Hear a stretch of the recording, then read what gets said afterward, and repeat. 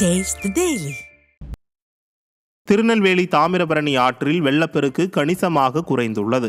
அணைகளிலிருந்து உபரி நீர் வெளியேற்றப்படாததாலும் அணைகளின் நீர்பிடிப்பு பகுதிகள், சமவெளி பகுதிகள், மேற்கு தொடர்ச்சி மலைப்பகுதிகளில் மழைப்பொழிவு அதிகம் இல்லாததாலும் தாமிரபரணி ஆற்றில் நீர்வரத்து கணிசமாக குறைந்துள்ளது. 143 அடி முழு கொள்ளளவுடைய பாபநாசம் அணைக்கும் 156 அடி கொள்ளளவுள்ள சேர்வலாறு அணைக்கும் வினாடிக்கு 3983 கன அடி தண்ணீர் வந்து கொண்டிருக்கிறது. இதேபோல் 118 அடி கொள்ளளவுள்ள மணிமுத்தாறு அணை வினாடிக்கு 2596 கன அடி தண்ணீர் அணை பகுதிக்கு வந்து கொண்டிருக்கிறது. சேலம் பேருந்து நிலையத்தில் அமைச்சர் பங்கேற்கவிருந்த விழாவிற்கு அவசர கதியில் கொண்டுவரப்பட்ட பேருந்துகளால் பயணிகள் முகம் சுளித்தனர். சேலம் பேருந்து நிலையத்தில் மகளிர் பயண திட்டத்திற்கான புதிய வழித்தடத்தின் துவக்க விழா நடைபெற்றது. இதில் சுற்றுலாத்துறை அமைச்சர் ராஜேந்திரன் பங்கேற்கவிருந்தார். இதற்காக அரசு பேருந்துகள் சுத்தப்படுத்தப்பட்டு பெயிண்ட் அடிக்கப்பட்டன. இதில் சில பேருந்துகளில் பெயிண்ட் சரிவர காயாததால் கைகளில் ஒட்டின. மேலும் பெயிண்ட் வாடையும் மூக்கை துளைத்ததால் பேருந்தில் ஏறிய பயணிகள் நடத்துனர்களுடன் வாக்குவாதத்தில் ஈடுபட்டனர். காஞ்சிபுரம் மாவட்டம் உத்தரமேரூர் அருகே தற்காலிக தரைப்பாலம் நீரில் அடித்துச் செல்லப்பட்டதால் 15க்கும் மேற்பட்ட கிராமங்களுக்கு போக்குவரத்து துண்டிக்கப்பட்டுள்ளது. காட்டுப்பாக்கம் அருகேயுள்ள தரைப்பாலத்தை நிர்வாகத்திறனற்ற ஸ்டாலின் அரசு அகற்றிவிட்டு அருகே மேம்பால பணிகளை தொடங்கியது. இதற்காக அமைக்கப்பட்ட தற்காலிக தரைப்பாலமும் உபரி நீரில் அடித்துச் செல்லப்பட்டதால் போக்குவரத்து பாதிக்கப்பட்டு சுற்றுப்புற கிராமங்களுக்கு செல்ல வழியின்றி மக்கள் தவித்து வருகின்றனர். மறுபுறம் மேம்பால பணிகளும் தீய சக்தி திமுக ஆட்சியில் ஆமை வேகத்தில் நடைபெறுவதால் செய்வதறியாது மக்கள் குழம்பி போயுள்ளனர். தாமிரபரணி ஆற்றில் ஏற்பட்டுள்ள வெள்ளப்பெருக்கின் காரணமாக சீவலப்பேரி பகுதியில் தாமிரபரணி ஆற்றில் உள்ள 50க்கும் மேற்பட்ட உரை கிணறுகளின் மின் மோட்டார்கள் பழுதடைந்துள்ளன. மேலும் 33 உரை கிணறுகள் முற்றிலும் சேதமடைந்துள்ளன. இந்த உரை கிணறுகளை சரி செய்யும் பணிகள் நடைபெற்றாலும் வெள்ளம் குறைந்து சாதாரண நிலைக்கு திரும்பினால் மட்டுமே முழுமையாக சரி செய்ய முடியும் என்று தெரிவிக்கப்பட்டுள்ளது. இதன் காரணமாக நெல்லை, தூத்துக்குடி, விருதுநகர் உள்ளிட்ட 5 மாவட்டங்களுக்கு குடிநீர் சேவை நிறுத்தப்பட்டுள்ளது. எனவே பழுதடைந்த மின் மோட்டார்களையும் உரை கிணறுகளையும் விரைந்து சரி செய்து குடிநீர் வழங்குமாறு 5 மாவட்ட மக்கள் வேண்டுகோள் விடுத்துள்ளனர். ராமநாதபுரம் மாவட்டம் கமுதி அருகே தொடர் மழையால் பயிர்கள் நீரில் மூழ்கி சேதமடைந்தது விவசாயிகளை வேதனையில் ஆழ்த்தியுள்ளது. கோரப்பள்ளம், ராமசாமிப்பட்டி, கீழராமநதி, காவடிப்பட்டி உள்ளிட்ட பகுதிகளில் சுமார் 1200 ஏக்கரில் மிளகாய், வாழை, உளுந்து, வெங்காயம் உள்ளிட்ட பயிர்களை விவசாயிகள் சாகுபடி செய்திருந்தனர்.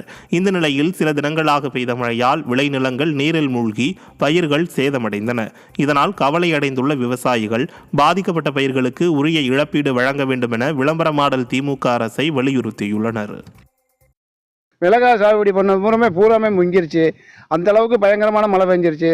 அதே மாதிரி வாழை, தக்காளிலாம் நம்மளுக்கு டெய்லி ஒரு 500 கிலோ 1000 கிலோ வந்துகிட்டு இருந்துச்சு. முற்றிலுமே அது பூரா பெத்தான் பறிக்க ஆரம்பித்தோம், அதுக்குள்ளே துப்புரா போயிடுச்சு.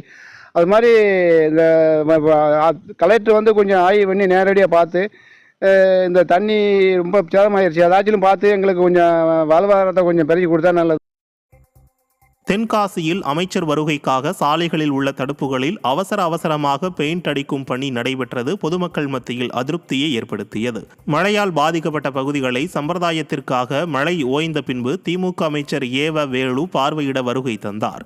அவர் வருகைக்காக அமைச்சர் செல்லும் சாலையில் மட்டும் நெடுஞ்சாலைத்துறை ஊழியர்கள் பெயிண்ட் அடித்துவிட்டு சென்றனர். விபத்து ஏற்பட்ட போதெல்லாம் கண்டுகொள்ளாத அதிகாரிகள் தற்போது மட்டும் அவசரமாக பராமரிப்பு பணிகளில் ஈடுபட்டது பொதுமக்கள் மத்தியில் அதிருப்தி ஏற்படுத்தியது. திண்டுக்கல் மாவட்டம் வேடச்சந்தூர் அருகே சுரங்கப்பாதையில் இடுப்பளவு தேங்கிய மழைநீரில் இறந்தவர் உடலை உறவினர்கள் தூக்கிச் சென்ற சோகம் நிகழ்ந்தது. வேடச்சந்தூர், குஜிலியம்பாறை, எரியோடு, கோவிலூர்பாளையம், அய்யலூர் ஆகிய கிராமங்களை சுற்றிய சுரங்கப்பாதைகளில் தேங்கிய மழைநீர் அகற்றப்படாமல் உள்ளது. இதனால் அய்யலூர் அருகே பெட்டிநாயக்கன்பட்டி மயானத்துக்கு எடுத்துச் செல்லும் சுரங்கப்பாதையில் இடுப்பளவு தேங்கிய தண்ணீரில் உடல்நலக்குறைவால் உயிரிழந்த 75 வயது ஐயாவு என்பவரின் உடலை தூக்கி பிடித்து கடந்து செல்லும் அவலம் நேரிட்டது. தூத்துக்குடி மாவட்டம் எட்டயபுரம் அருகே இருசக்கர வாகனம் மீது கார் மோதிய விபத்தில் இருவர் பரிதாபமாக உயிரிழந்தனர். கான்சாபுரம் பகுதியைச் சேர்ந்த கண்ணன் என்பவர் சுந்தரி என்ற பெண்ணுடன் இருசக்கர வாகனத்தில் சென்று கொண்டிருந்தார்.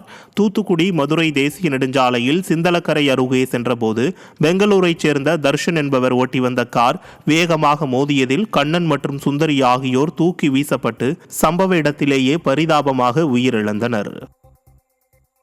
திருவாரூர் மாவட்டம் ஸ்ரீவாஞ்சியத்தில் உள்ள ஸ்ரீ வாஞ்சிநாத சுவாமி திருக்கோயிலில் கார்த்திகை மாத கடை ஞாயிறு தீர்த்தவாரி விமர்சையாக நடைபெற்றது. யமதர்மனுக்கு தனி சன்னதி உள்ள பிரசித்தி பெற்ற இந்த கோயிலில் தீர்த்தவாரியை ஒட்டி சுவாமி 4 வீதிகளிலும் உலா வந்தார். பின்பு கோயிலில் உள்ளே அமைந்துள்ள குப்த கங்கை என்னும் திருக்குளத்தில் அஸ்திர தேவருக்கு சிறப்பு அபிஷேகம் செய்யப்பட்டு தீர்த்தவாரி நடைபெற்றது. இதில் ஏராளமான பக்தர்கள் கலந்து கொண்டு புனித நீராடி வழிபட்டனர். திருப்பூர் மாவட்டம் காங்கேயம் அடுத்துள்ள சிவன்மலை அருகே சாலை அமைக்கும் பணிகள் மந்தகதியில் நடைபெறுவதால் வாகன ஓட்டிகள் சிரமமடைந்துள்ளனர். சிவன்மலையிலிருந்து சென்னிமலை சாலையை இணைக்கும் கல்லேரி பகுதியில் 4 கிலோமீட்டர் தூரத்திற்கு புதிதாக சாலை அமைக்கப்பட்டு வருகிறது. இந்த பணிகள் மந்தகதியில் நடைபெறுவதால் வாகன ஓட்டிகள் காங்கேயம் சென்று 10 கிலோமீட்டர் சுற்றி சிவன்மலை செல்ல வேண்டிய நிலை ஏற்படுகிறது. எனவே சாலை பணிகளை விரைந்து முடிக்குமாறு விடியா அரசுக்கு வாகன ஓட்டிகள் கோரிக்கை விடுத்துள்ளனர்.